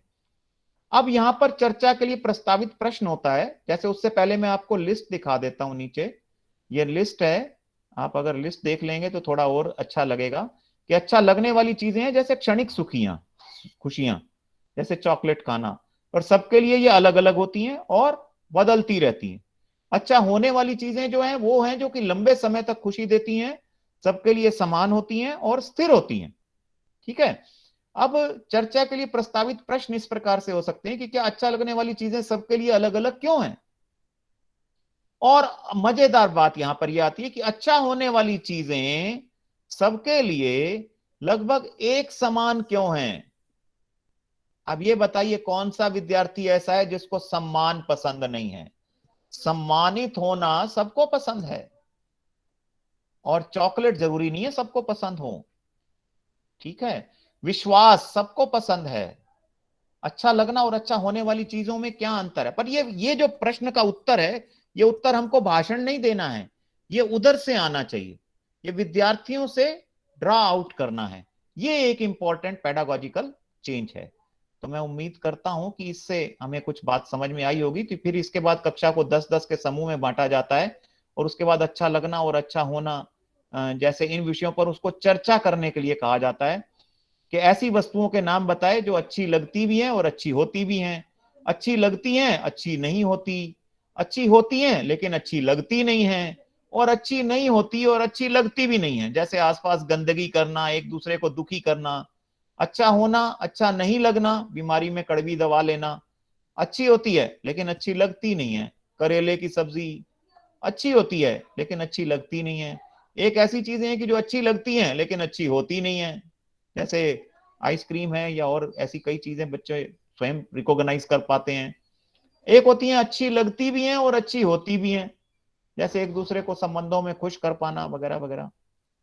तो इस प्रकार की चीजों को हम बच्चों को ही कहते हैं कि वो अपने ग्रुप में इन पर विचार करें, और इस विचार करने के बाद फिर वो काफी देख पाते हैं और अपने व्यवहार में परिवर्तन पा पाते हैं। इको आ रहा है बीच में, सुरेंद्र भाई देखना जरा। समय हो गया तो मैं यहाँ पे रख सकता हूँ क्योंकि मेरे पास तो बहुत सामग्री है, और मैं बाकी लोगों से भी यही कहूंगा कि इसको वो देखें, अनुभव करें तो बहुत अच्छा लगेगा। जितना पढ़ेंगे उतना और अच्छे से समझ में आएगा। बहुत बहुत सारी गतिविधियां हैं। मध्यस्थ दर्शन में तो 6 महीने का अध्ययन होता है। एक अगली गतिविधि देखिए, मेरा रिमोट मेरे पास, ये इतनी बहुत ही अच्छी गतिविधि है। और इन गतिविधियों को बच्चे जाकर के अपने पेरेंट्स से डिस्कस करते हैं और पेरेंट्स को भी करवाते हैं कि हम प्रयास करें कि मेरा रिमोट मेरे पास हो। किसी ने मेरे को चुटकुला सुनाया तो मैं हंसने लग गया, किसी ने मुझे कोई सैड न्यूज, सैड स्टोरी सुनाई तो मैं रोने लग गया।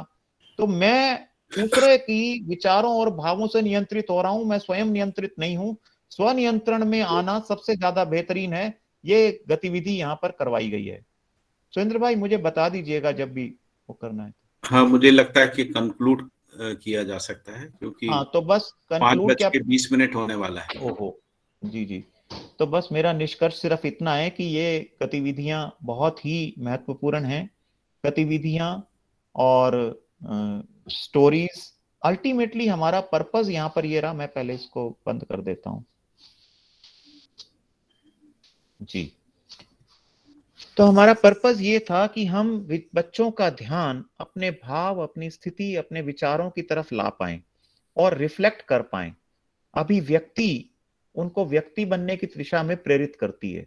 और इसी कार्यक्रम को मुझे लगता है कि सभी विद्यार्थी के साथ साथ उनके पेरेंट्स और उनके अभिभावक, विद्यालय के अध्यापक सभी अपने जीवन में प्रोसेसिंग करना शुरू कर देते रहे और उससे करने से एक हैप्पीनेस का माहौल बनना प्रारंभ हुआ। एक हाथ उठा हुआ है, मैं भाई जी देखना जरा, कोई प्रश्न आ रहा है शायद। यदि कोई प्रश्न है तो पूछ सकते हैं। रेज हैंड है, हैंड रेज है, माइक ऑन करके पूछ लें। दशरथ भाई है। In future, this type of seminar have minimum 90 minutes time for giving proper justice to the subject. Chhotelal जी ने लिखा है, बहुत बढ़िया जी। प्रश्न है कोई तो देख। दशरथ भाई का कहना है कि 90 मिनट होना चाहिए। मुझे लगता है लगभग 1 घंटा समय हो गया है। और मुझे लगता है कि मैं विश्वविद्यालय से अनुरोध करूंगा कि लक्ष्मी पटेल जी का कोई प्रश्न है? हाँ पूछिए लक्ष्मी जी पटेल जी। सुनीता भी पूछ सकते हैं अपना। नहीं वो हाँ हाँ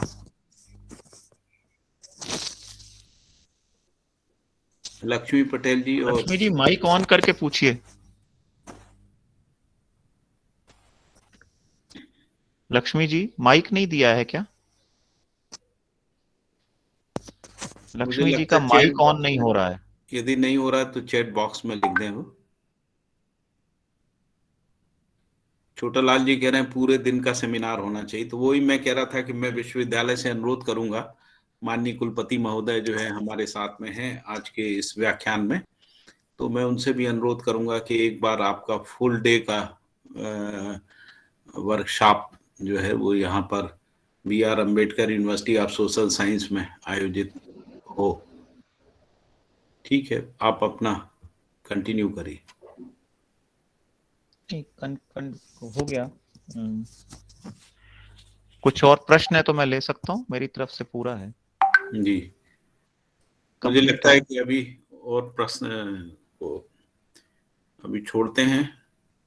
आपके साथ व्यक्तिगत भी पूछ सकते हैं या फिर सुनीता पाठक को भी प्रश्न भेज सकते हैं, तो फिर उनके साथ आपका एक सेशन अलग से भी हो सकता है। तो मैं बहुत बहुत धन्यवाद के साथ, जैसा आपने अपना प्रस्तुति की उसमें सबसे पहले तो यही बताया कि विद्यार्थियों में किस प्रकार की प्रवृत्तियां बढ़ रही हैं। फिर आपने कहा कि सर्वोच्च न्यायालय ने क्या बोला, तो उन्होंने कहा कि शिक्षा व्यवस्था जो है पूरी तरह से फेल हो गई है। फिर जो प्रयास हुए यूनेस्को से, NCF से और NEP के माध्यम से जो प्रयास हुए उसकी भी आपने बात की। फिर आपने कहा कि भारत का हैप्पीनेस का जो इंडेक्स है वो किस स्टेटस पे है, 133 से 155 के बीच जो है उसकी स्थिति है, जो काफी चिंताजनक है। फिर आपने हैप्पीनेस को डिफाइन किया, फिर लक्ष्य क्या है इस कैरिकुलम का, इसको डिफाइन किया, इसके पीछे की जो पृष्ठभूमि है, मध्य दर्शन की जो फिलॉसफी है उसको बताया। फिर हैप्पीनेस क्या है इसको डिफाइन किया, और हैप्पीनेस क्या नहीं है, व्हाट हैप्पीनेस इज नॉट, है ना, उसको आपने डिफाइन किया। और फिर आपने कैरिकुलम और पेडागोजी को आपने प्रस्तुत किया, जिसमें माइंडफुलनेस, स्टोरी एक्टिविटीज और क्वेश्चनिंग, ये सब चीजों को पेडागोजी के रूप में रखा। और फिर उदाहरण देते हुए आपने कैरिकुलम के उदाहरण देते हुए समझाया कि इससे किस प्रकार से बच्चों में चेंज आता है, परिवर्तन आता है। तो बहुत बहुत धन्यवाद। मैं हमारी जो कुलपति हैं प्रोफेसर आशा शुक्ला जी, उनसे अनुरोध करता हूं कि वो आपके विशेष व्याख्यान के ऊपर जो है अपना अध्यक्षीय मार्गदर्शन प्रस्तुत करें।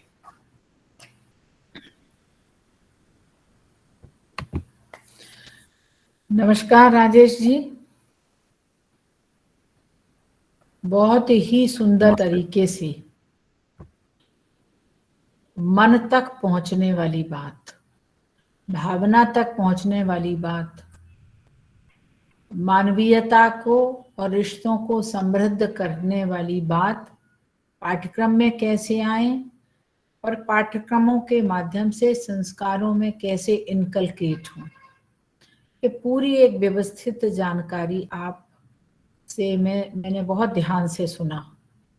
सच्ची बात तो ये है कि प्रशासनिक व्यवस्थाएं कुछ ऐसी आड़े टेढ़े मार्गों पर ले जाने को बाध्य कर देती हैं, लेकिन आज मैंने बहुत लंबे समय के बाद बोला कि नहीं, हमको ये पूरा 1-1.5 घंटा कोई भी डिस्टर्ब ना करे, थोड़ा खुद भी समझा जाए, जिया जाए।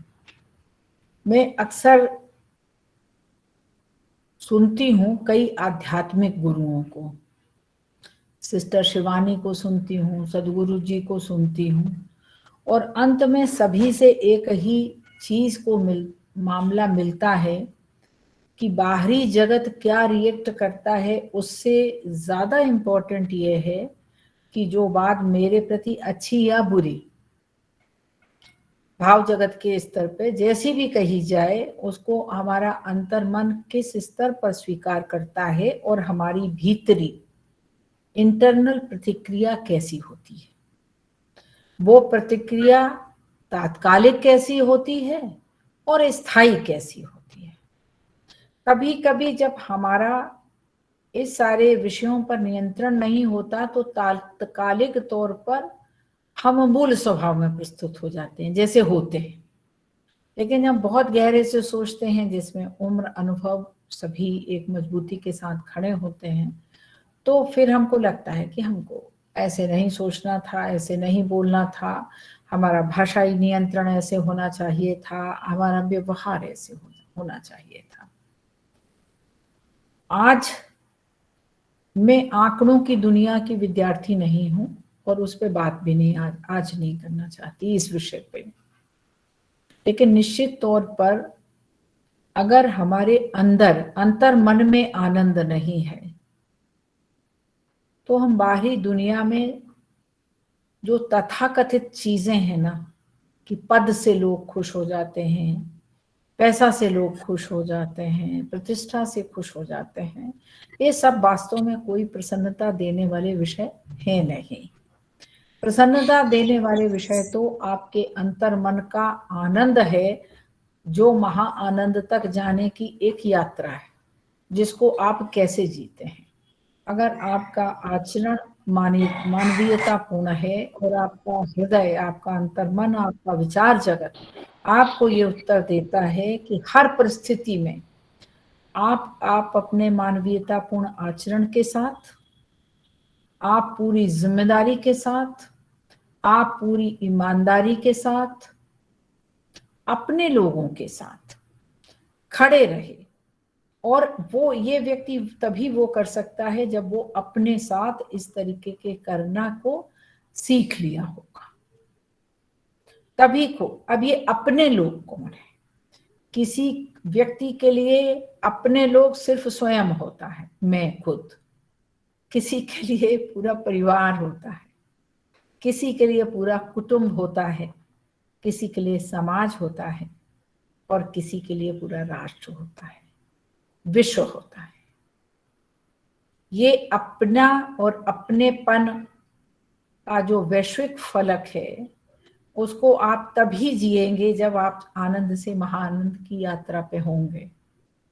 इस यात्रा का अंत नहीं है, आप कितना खुश रह सकते हैं इन सारे चीजों के बीच में भी। अब जब आप कोई अकादमिक, निजी, व्यक्तिगत, प्रशासनिक, कैसे भी ऊबड़ खाबड़ रास्तों पे चलते चलते हैं, तो मुझे लगता है कि यही वजनदारी आपको समझाती है, बहुत अच्छे तरीके से समझाती है।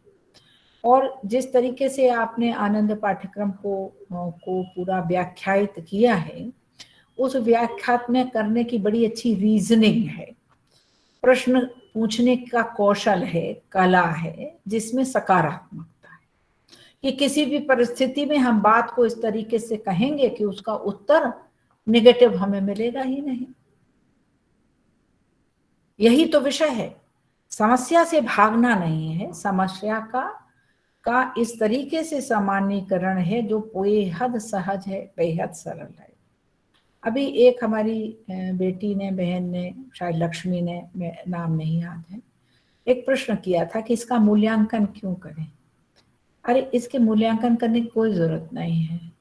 आपको आपका मन खुद ही बताएगा कि आपकी प्रसन्नता कैसी है, आपका आनंद कैसा है। आनंद का मूल्यांकन नहीं हो सकता। और इस विषय के जो जानकार लोग हैं, विशेषज्ञ लोग हैं, वो उसकी इंडेक्सिंग भी करेंगे, उस पूरे आनंद का मापन भी करेंगे। करना भी चाहिए, तभी उन्होंने निकाला होगा कि 155 में आज हम किस पैरामीटर पर खड़े हैं, तभी निकाला होगा। लेकिन हम तो अभी प्रथम पंक्ति के विद्यार्थी हैं, तो हमको ये सब की जरूरत नहीं है। बस अगर हम परिवार व्यवस्था को कुटुंब व्यवस्था तक विस्तारित कर सकें, कुटुंब व्यवस्था को समाज व्यवस्था तक विस्तारित कर सकें, और उसमें अगर हमारे वर्ण, जाति और लिंग के विभेद शामिल नहीं हैं, सब कुछ इंसानियत है, सब कुछ मानवीयता है, सब कुछ स्नेह है, जो है सबका है, मिलजुल के है, खुशियां सबकी हैं, तो ये जो बांट के लेने का, पाने का आनंद है, वही है आनंद का पाठ्यक्रम। मैं ऐसे समझ पाती हूँ। इस बात से मैं निश्चित तौर पर अपने आप को खुद बहुत जरूरत महसूस करती हूँ कि इस विषय को बहुत बार बार कहा जाना चाहिए। इसकी बड़ी जरूरत है, बार बार। मुझे एक ग्रेटिट्यूड क्लब है, रवि उत्मानी जी इसको देखते हैं जयपुर से। मैंने उनका भी 2 लोगों का व्याख्यान करवाया था, ताकि हम कृतज्ञ तो हो सकें।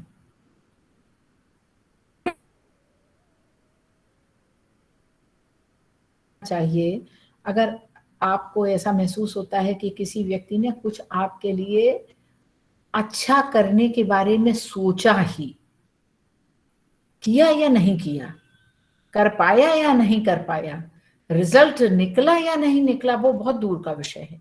अगर पल भर को भी उस व्यक्ति ने ये सोच लिया कि मुझे कुछ अच्छा करना है, आपके लिए विशेष अच्छा करना है, तो ये समझिए कि ये जीवन भर का भावनात्मक ऋण है, जिससे ऋण होने का एकमात्र उपाय यही है कि आप कितनों के साथ इस तरीके की चीजों को करें और बड़े सहजता के साथ आप प्रस्तुत हों।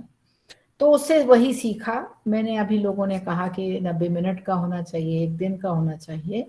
मेरा तो इसमें इच्छा है और प्रस्ताव ये है कि जब फेस टू फेस मोड शुरू हो जाए, तो आप कम से कम 1-2 दिन के लिए आइए, सबके सामने बातचीत करिए। लेकिन ये जितनी भौगोलिक और वायरस ग्रस्त वातावरण है, उससे प्रभावित तो नहीं हो जाना है, चलना है इसी दौर में और मजबूती से चलना है। तो तब तक मैं सुनीता जी और सुरेंद्र भाई से बोलूँगी कि वो 1-2 आपके और व्याख्यानों को जोड़ें, और कम से कम उसकी अवधि 2 घंटा ज़रूर रखें, ताकि थोड़ी और खुल के बातचीत हो सके, और फिर भविष्य में इसको फेस टू फेस मोड पे भी किया जाए। मैं सोचती हूँ, मेरे पास शब्द नहीं है, कृतज्ञता का भाव बहुत प्रबल है, और कहने से बात का वजन कम होगा ऐसा मैं अनुभव कर रही हूँ। लेकिन जो आपने लोगों को दिया है वो आप सबके मन तक पहुंचा, और सबको ये लगा है कि वो अपनी जिंदगी की सहजता और सरलता में, पारिवारिक व्यवस्था में के विस्तार में बहुत अच्छे से संबंधों के साथ प्रस्तुत हो सकेंगे। मैं आपको प्रणाम करती हूँ और बहुत साधुवाद देती हूँ। और सुनीता की मैं पुनः प्रशंसा करना चाहूँगी। वो ऐसे ऐसे चुन चुन के नगीनों को ढूंढ ढूंढ के लाती हैं, और उसके कारण न स्वयं समृद्ध होती हैं, बल्कि पूरे समाज को समृद्ध करने की और बहुत आत्मिक तौर पे समृद्ध करने की कोशिश करते हैं। ये दोनों लोग इस महायज्ञ में लगे हुए हैं, जिसमें आपकी एक संविधा पड़ी, लेकिन ये संविधा एक सारे समाज की आ जाए तो सब बहुत सुखी हो जाएंगे। बहुत प्रणाम। बहुत बहुत धन्यवाद। बहुत ही मार्गदर्शक और भावनाओं से भरा हुआ आपका अध्यक्षीय उद्बोधन। अब मैं कार्यक्रम के अंत में सुनीता पाठक, जो इस मध्यस्थ दर्शन से अस्तित्ववाद शोध पीठ की मानद आचार्य हैं, उनको आमंत्रित कर रहा हूं औपचारिक आभार प्रदर्शन करने के लिए।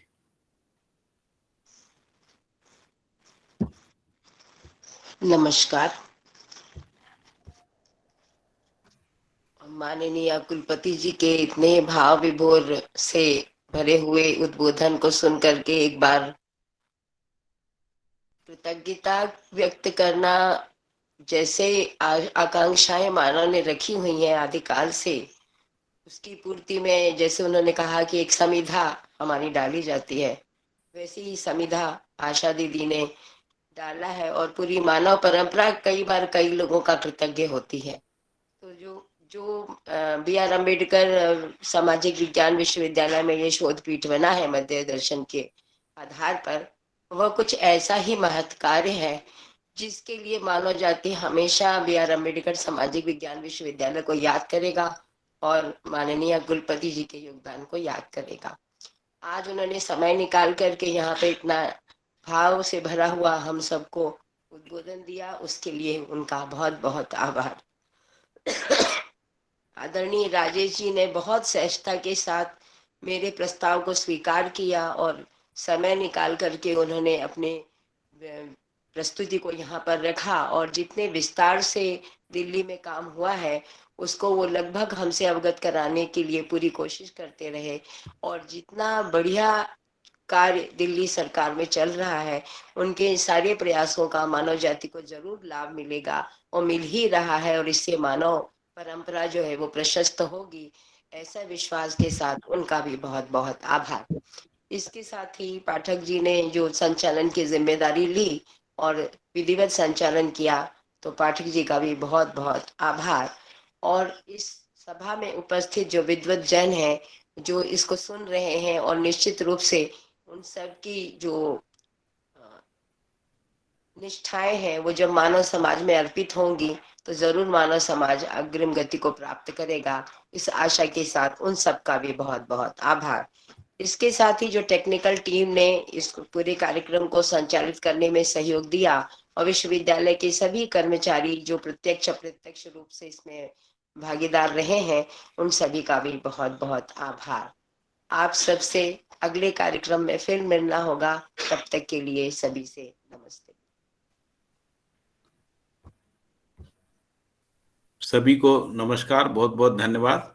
अब मैं माननीय कुलपति महोदय से इजाजत चाहता हूं आज के कार्यक्रम को समापन के लिए। इस कार्यक्रम के बारे में तो वो जो गीत है ना बड़ा मीठा से कि अभी न जाओ छोड़ के कि दिल अभी भरा नहीं लेकिन आज की मुलाकात बस इतनी। नमस्कार। नमस्ते। नमस्ते।